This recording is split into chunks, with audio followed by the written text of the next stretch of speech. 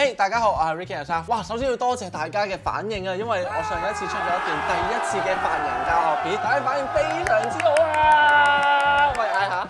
好嘢！多謝大家。咁我見到大家咧好多 comment 喺樓下咧問我究竟其他髮型嘅問題嘅，話明要 gel 頭啊嘛，咁所以先同大家分析下香港男仔常見5大 gel 頭問題。第一款咧就係你個髮型咧前陰呢個位置特別直嘅，然後頭頂呢個位置咧係不斷摷鬆啊嚇。最常見會 gel 呢啲頭咧，通常都係兩款人嘅啫，一係就係中學生咧，一係就讀啦。咁通常咧，佢哋都會諗辦法咧，將前陰呢啲位置咧拉到好直，諗住遮住自己個額頭嘅。但係同時間佢哋覺得個頂係唔夠鬆喎，所以咧就攞手指同埋攞髮泥咧不斷摷鬆個頂。哇！呢款髮型真係經典啊！第二款就係一支支嘅髮型啦。好多男仔咧好中意 gel 頭嘅時候，攞手指係咁捽到成個頭咧全部都係一支支。箭豬咩以為？我知道大家捽一支支嘅原因係因為希望有層次感。層次感唔係咁做一條條出嚟㗎，好唔好啊？呢個髮型最興嘅時期咪2005年咯，但係而家係2017年㗎啦，進步下啦，好冇？第三樣就係咧，男仔嘅頭髮咧兩邊係好容易爆晒出嚟㗎。上一集咧就教過大家，究竟大家點樣分析下自己嘅頭型嘅。咁如果好似你兩邊側邊係好圓嘅話，而啲頭髮又爆晒出嚟，咁你個頭型咪成個波咁咯。第四就係塌啦，好多男仔咧朝頭早好俾心機咧，將咗一個好靚嘅頭嘅，噴晒所有 hairspray， 用晒所有髮泥啦。但係點解去到晏晝嘅時候個頭就咁容易塌落嚟咧？因為咧香港天氣非常之潮濕，咁所以咧究竟點做好可以令到個頭唔塌啊？第五，你淨係顧前面嘅頭髮，唔顧後邊啊嚇！好多男仔 gel 頭嘅時候咧，都對住塊鏡，淨係將呢一 part 嘅頭髮，呢一度係180度，叻啲嘅你會 gel 埋兩邊多少少就270度，但係其實你個頭係有360度咁多㗎嚇！如果唔係咧，你淨係 gel 前面唔 gel 後邊，後邊啲人見到你笑。你唔知咋？要解決頭先所講嘅5大問題，咁我就逐一同大家講下，究竟點樣做會靚啲啦，同埋啱 trend update 翻而家個潮流趨勢啊嘛。好啦，我哋解決第一個問題，就係呢個位置好直，呢個位置好鬆啊嚇。個方法咧，我哋唔係用直髮夾，我哋係應該用粟米夾啊嚇。粟米夾咧，你見到個齒輪咧，佢入邊咧係有啲角啦，佢一夾咗落去就可以令到條頭髮變攣嘅。個好處係啲乜嘢咧？就係佢可以令到你個頭更加有層次感，同時間咧唔會扁咗落去、塌咗落去啊嚇！用嘅方法上集都有講過啦，其實就係攞個粟米夾夾一夾個根部，拉翻出嚟，嗰條頭髮就會鬆，就可以做翻一個好靚嘅弧形噶啦。第二樣就係解決一支支個問題啦。大家做一支支都係想有層次感啫嘛，但係其實個工具唔係攞手指係咁捽，應該攞一個捲髮器。捲髮器嘅好處係乜嘢咧？就係當你將把頭髮咧向前捲攣嘅時間咧，佢就自然做到一個捲曲嘅效果。佢係唔會變一支支，但係佢會變一執執，咁你個層次感咧就非常之豐富啦。第三樣我哋解決兩邊側邊爆出嚟嘅頭髮啦嚇，最折中嘅方法咧就係剪咗做 undercut 啦。咁但係乜嘢人係必須要剪 undercut 咧？就係大家同我一齊做，攞兩隻手掌喺呢個位置撳一撳落去。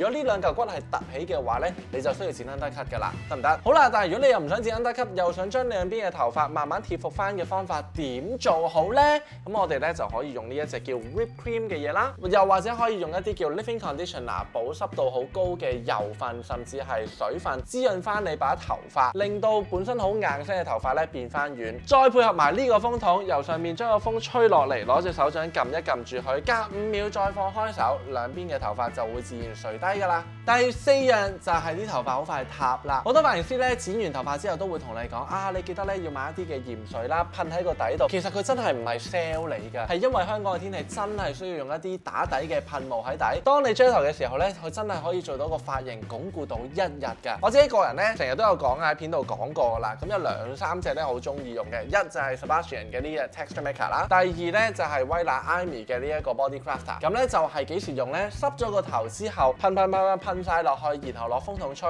咁你個髮型就可以 hold 耐啲㗎啦。第二個方法令到個髮型冇咁容易塌嘅嘢咧，就係用粟米夾啦。粟米夾嘅話咧，就喺你 gel 緊頭嘅時候就夾一夾落去個髮根，咁個髮根自己鬆嘅話就可以 hold 到1日㗎啦。最後一個 tips 俾大家就係你哋揀 hairspray 嘅時間啦。香港天氣喺春天嘅時候咧特別潮濕嘅，我揾到呢一支叫 KMS 嘅 Dry Extreme 呢一支嘅 hairspray 咧，其實係可以抗潮濕，咁所以大家喺最後做 setting 嘅時候噴一陣就得㗎啦。仲有一樣咧就係要顧埋後面嘅頭髮啦。我知道土地問題咧，大家唔會有咁大個範圍可以睇到塊360度嘅頭髮嘅，不過大家可以咧同我一齊攞隻手喺呢個位置，可唔可以摸得到你後邊嘅頭髮啦？如果得嘅話咧，你哋就可以先用鹽水啦噴一噴後邊，然後咧就攞隻手揸一揸住啲頭髮，攞個風筒咧喺呢個位置吹一吹，吹完之後咧就攞走個風筒，然後咧就攞隻手繼續撳住，等佢5秒之後放開手，咁嗰條頭髮咧後邊嘅頭髮就會自己攣㗎啦，咁佢就唔會變咗平落嚟啦。加上你攞手指咧摷多2摷咧，個頭髮就可以好鬆，咁你就可以好快地兼顧埋後邊嘅髮型㗎啦。好啦，我講咗咁多重點，其實我知道大家都領略到好多嘅，不過我諗住示範多次俾大家睇，而家同大家一齊 gel 多一次個頭，咁你睇下可唔可以跟我一齊做咯噃？